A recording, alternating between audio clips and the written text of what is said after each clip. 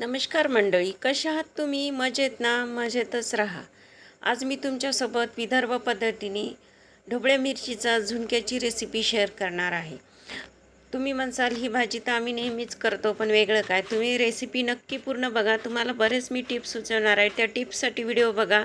बऱ्याच जणांचा झुणका कसा होतो माहीत आहे का? चिकट होतो किंवा खूप ड्राय होतो. तर आपला चिकटही होणार नाही आणि ड्राय पण होणार नाही आणि खूप सोप्या पद्धतीने भरपूर टिप्स आहेत मी तुम्हाला सांगणार आहे आणि खूप कमी वेळात होणारा हा पदार्थ आहे. 9 ते 10 मिनटात होणारा हा पदार्थ आहे. त्यासाठी मी व्हिडिओला सुरुवात करते. व्हिडिओ कुठे स्किप न करता बघा. चला तर व्हिडिओला सुरुवात करूया. इथे मी ढोबळी मिरची घेतलेली आहे. कोणी याला शिमला मिरचीसुद्धा म्हणतात.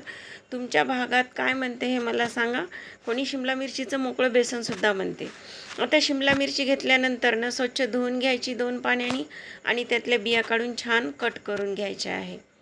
खूप खायला चांगली लागते ही भाजी. तुम्ही टिफिनमध्ये पण मुलांना देऊ शकता, ऑफिसच्या डब्यात नेऊ शकता. वरण भात भाजी पोळी केली असतात ना, हे आपल्या ताटामध्ये साईडला ठेवली असतात, तोंडी लावायला पण खूप छान लागते आणि घरातल्या सर्वांनाच आवडते. बघा मी मनी प्लॅन्ट लावलेला आहे, खूप छान झालेलं आहे. 3-4 पानं आलेले आहेत त्याला.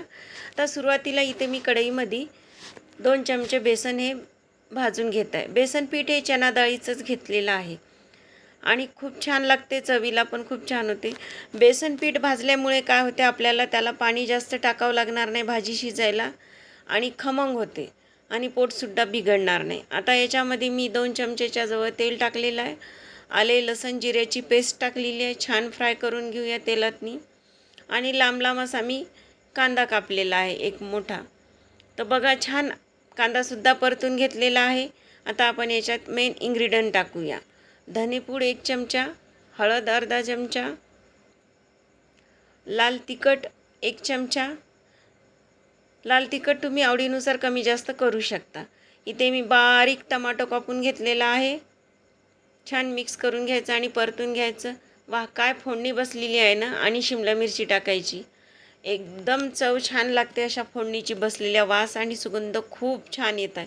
चवीनुसार मीठ आणि छान 2 ते 3 मिनिट परतून घ्यायचं आहे आणि त्याच्यावर आता एक प्लेट झाकायची आहे आणि त्याच्यावर आपण आता पाणी टाकायचं आणि 4 ते 5 मिनिट फक्त वाफून घ्यायचं आहे आणि मधात 2 ते 3 मिनिटानं परतून घ्यायचं आहे.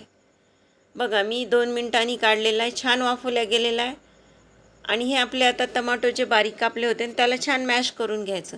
म्हणजे आपल्या झुणकामध्ये आपण टमाटर टाकले हे ओळखू येणार नाही आणि छान आंबट असं आपल्या झुणक्याला टेस्ट येईल.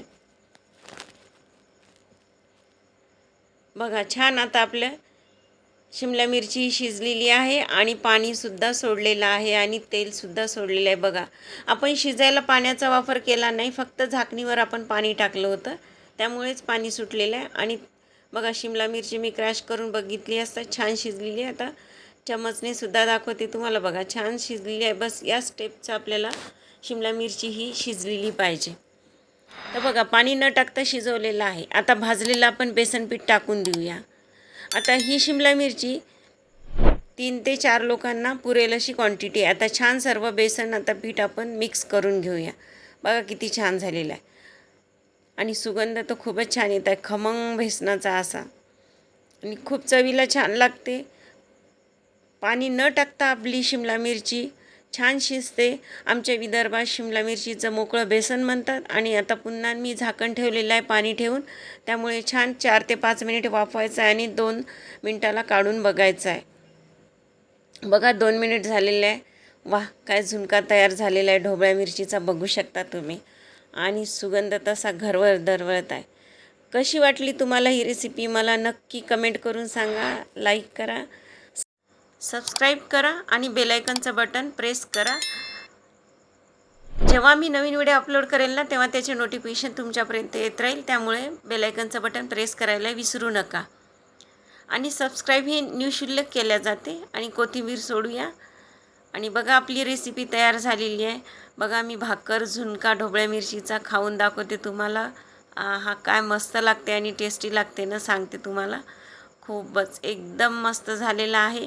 आणि बघा पाणी न टाकता आपली ढोबळी शिमला मिरचीचं मोकळं असं सुटसुटीत बेसन झालेलं आहे आणि खमंग चविष्ट अशा प्रकारे बनवले असतात. आपलं पोटसुद्धा बिघडणार नाही आणि डायजेशनसुद्धा चांगलं राहील.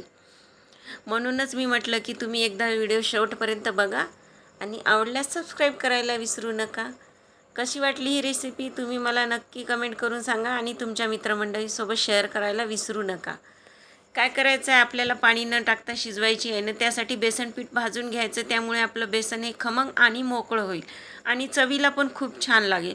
आणि त्याचा सुगंध तर तुम्हाला सांगायची काही आवश्यकता नाही. तुम्ही बनवल ना तेव्हा अनुभव घ्या किती छान लागते. वा, काय मस्त रेसिपी झालेली आहे. मी खाऊन दाखवते तुम्हाला. वा, खूपच छान झालेली आहे रेसिपी. एकदम टेस्टी लागत आहे. व्हिडिओ बघितल्याबद्दल थँक्यू.